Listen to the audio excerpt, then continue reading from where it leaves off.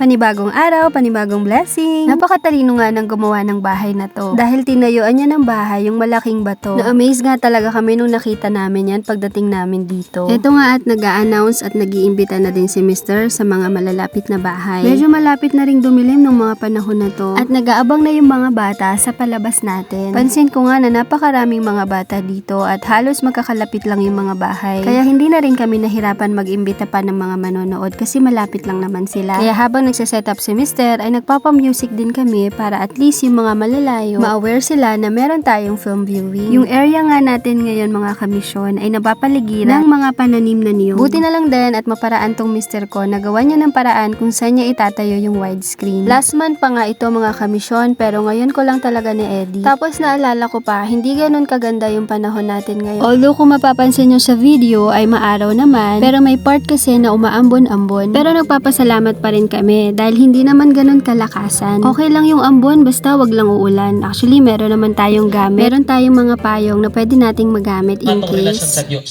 Mao ni ang rason nga niingon sa Roma 6:23, magbayad kita sa atong sala sa kamatayon didto sa impyerno.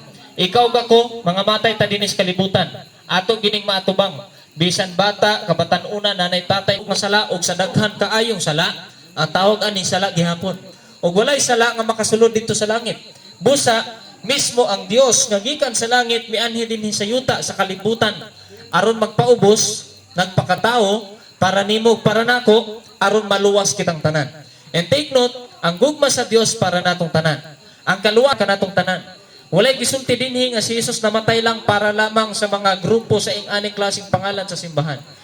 Para nako. Naangkon ko karon ang kaluwasan. Libre way bayad. Ang langit, kinabuhi, nga walay katapusan. Ipasaylo na nimo ang akong mga sala. Sa pangalan ni Jesus, Amen. Praise the Lord, dahil nung nagpapatanggap na tayo ay tumigil na yung ulan. Mabilis ang ligpitan ulit sa mga gamit natin para dun sa susunod na area. Kaya hanggang dito na lang mga kamisyon. God bless!